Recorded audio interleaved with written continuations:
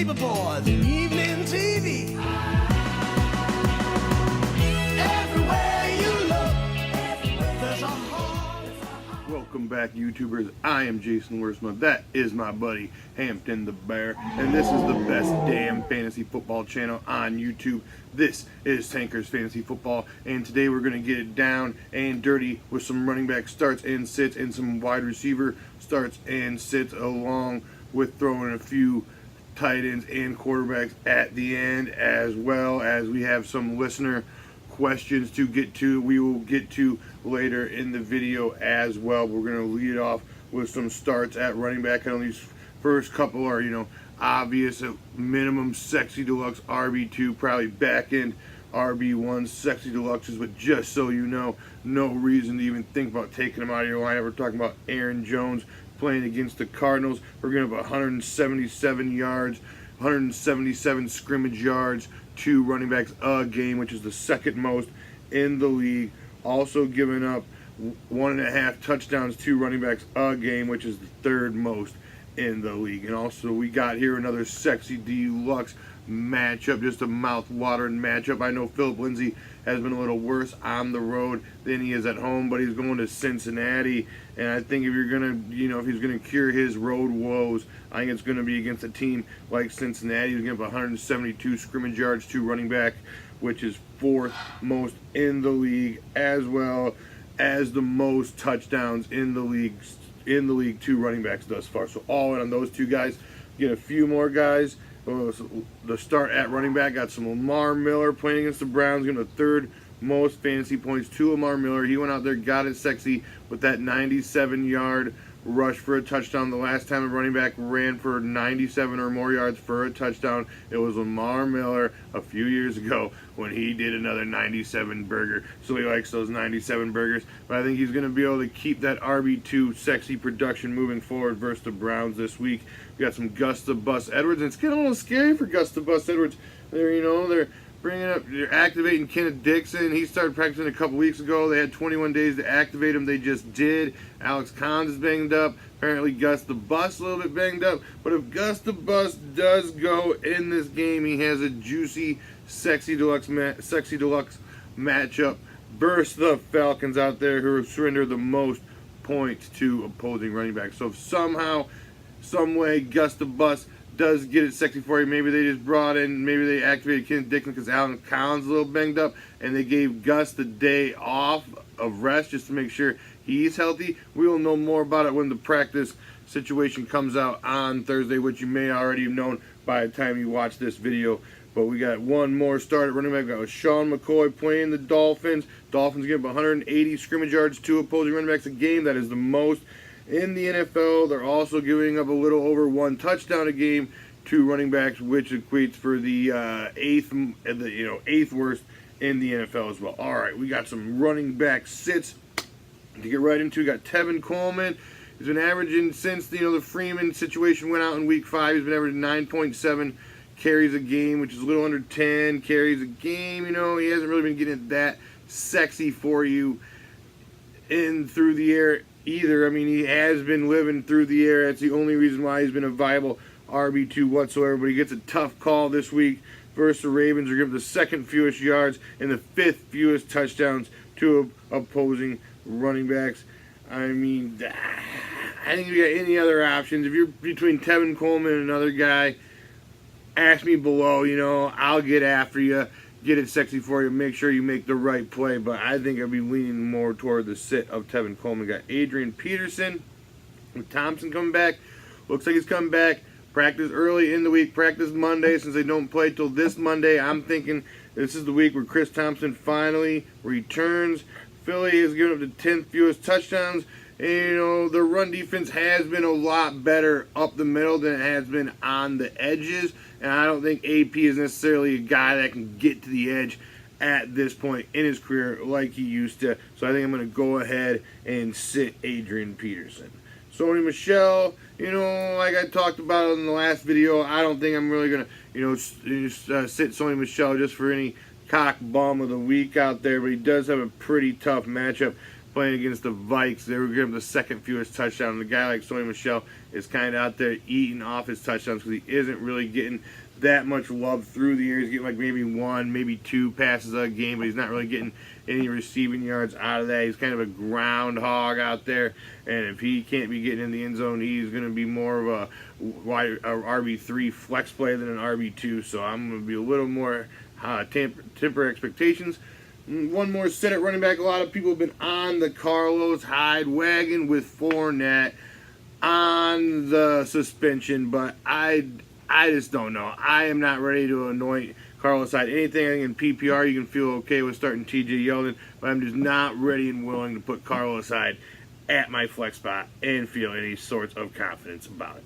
All right, we got some starts at wide receiver for you. T.Y. Hilton. Ramsey may miss the game with a little bit of knee woes out there. And, the Jaguars are on the shit ropes anyway, with Fournette on suspension. They're going to run out Cody Kessler out there at quarterback. Just got done losing to the Buffalo Bills. So, all on the ropes, Jaguars. I know it's down in Jacksonville, I do believe, but all in on the T.Y. Hilton. Do not be afraid of the T.Y. Hilton this week. I think Corey Davis can continue to get it sexy. He got it sexy in 2 of the last 3 games. Like my boy motherfucking Meatloaf says, 2 out of 3 ain't bad. I think he continues to get it sexy out there at home versus the Jets. Are giving the 4th most yards to opposing wide receivers. So all in, I think he's continue to be a target hog for Marcus Mariota. I think Corey Davis at home versus the Jets can continue to give you some wide receiver 2 love. All right, we got some get in on that Amari Cooper action tonight. I know since he's been a Cowboy, he's been pretty sexy deluxe. You probably got him penciled in as your wide receiver 2 or your flex play already, but just so you know, he is playing against the Saints, who are giving up 226 receiving yards to wide receivers a game, which is the most in the NFL. Also giving up over 1.5 touchdowns a game to wide receivers, which is the 6th most in the NFL. All right, and just throw this in there. They're also giving up the most combined fantasy points to opposing wide receivers. Also, don't be afraid. Amari Cooper, get him in there. Get it sexy. All right, we got some Julian Edelman versus the Vikings. The Vikings pass D is pretty tough. Xavier Rhodes talking about how he's probably going to be in this game, but that is not really a problem for Julian Edelman. The Vikings have been kind of susceptible through the slot to opposing slot wide receivers, so all in on the back end wide receiver 2 for the Julian Edelman guy. It's been really out there grinding lately, getting it sexy for you. Stepping it up for the Panthers is DJ Moore, and he's got the Buccaneers giving the 2nd most touchdowns to wide receivers and the 3rd most fantasy points to wide receivers as well. So all in, continue the sex play, continue the flexy, sexy play of the DJ Moore. Get him in your lineup and get after it. We got some sits at wide receiver. I think Calvin Ridley had a good game on the Thanksgiving. He's been limited in practice, but I don't think that's really the issue. I think the issue is he's playing the Ravens. We're giving the 2nd fewest yards to wide receivers a game and the 8th fewest touchdowns, which equals the 5th fewest fantasy points to opposing wide receivers. Julio is going to eat, but I'm just afraid this is going to be just another one of those Calvin Ridley letdown games after a game in which he gets it sexy.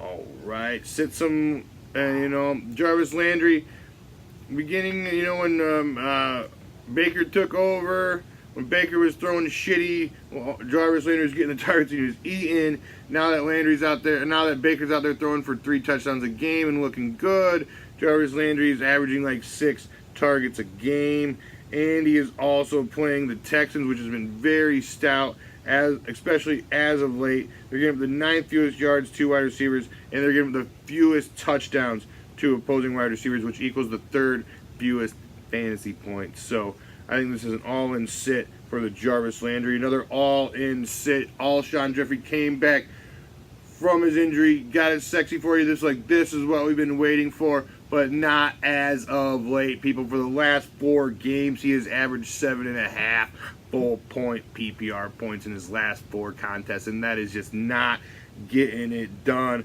for you whatsoever. I know he's playing the Redskins, going to try to bait you out there. The Redskins are giving up the third most yards to opposing wide receivers. I'm not buying into it. All in on the Alshon Jeffrey sit. Another guy we're talking about soon, we got Traquan Smith versus the Cowboys. Cowboys D has just been pretty shut it down versus opposing wide receivers this year. I know there's no way you can even consider benching Michael Thomas, but I think a guy like Traquan Smith, who's coming off missing last week, is a guy who you can consider sitting. Got some tight end starts. We got some reindeer games. Kyle Rudolph versus the Patriots, going to the fourth most points of tight ends. We got Greg Olsen, who looked old and dead last week, but I think do not give up on the Greg Olsen. We might see some necromancy in action. We might be resurrected from the grave this week versus the Buccaneers, who are giving up the most yards and fantasy points to tight ends. So get Greg Olsen in your lineups. We got some sits.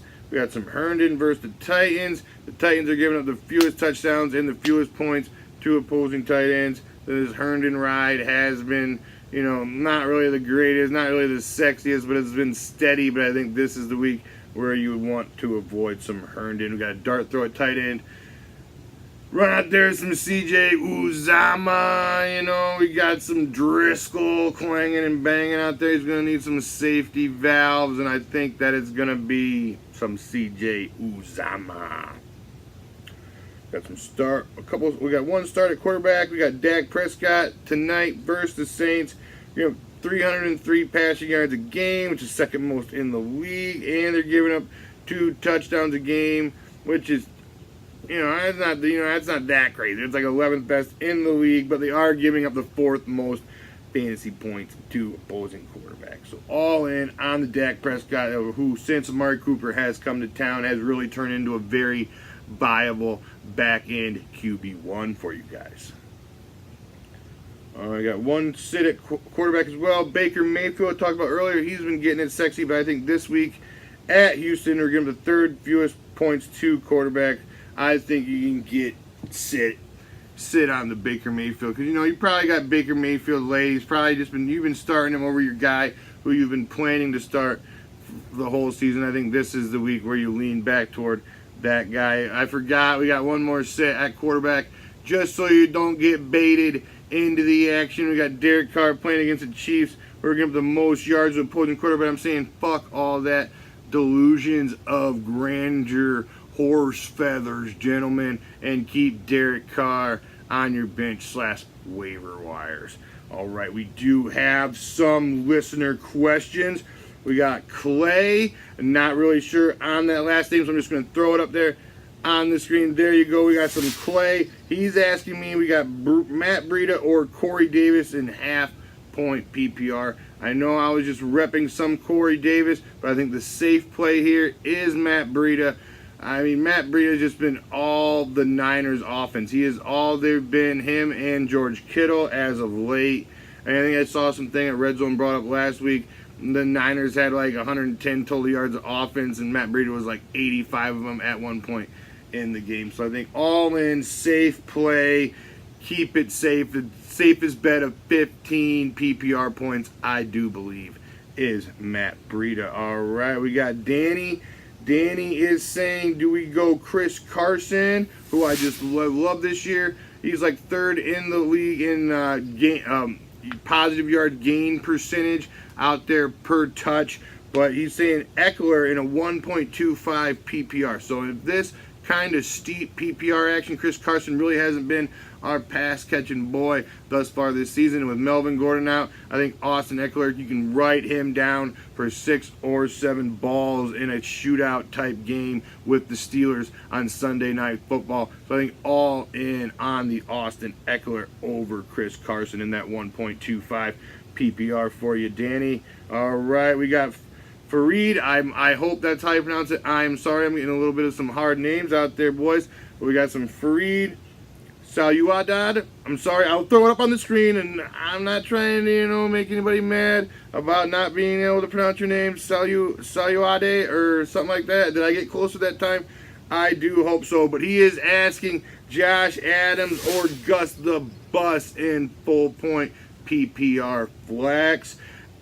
And, you know, Gus the Bus does suit up. If they say he's all systems go, I would be all systems go on Gus the Bus as well. Playing against the Falcons, like I said before, who are giving the most fantasy points to opposing running backs. All right. You guys got any more questions? Put them in those comment sections below. I will get after you in an orderly fashion. I always answer all of my questions. If you like the cut of my jib, give me a share, give me some comments, smash the piss out of that like button. I do enjoy some good like button piss mashing or whatever the fuck I am trying to say. I enjoy all those things. Give us some shares. Let's help spread this sexy tanker word to the masses out there, to the norms. Let's get the norms informed, baby.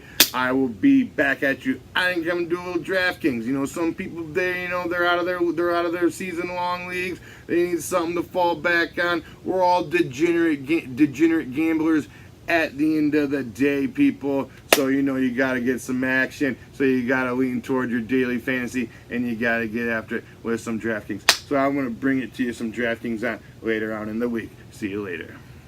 Cheeseburger.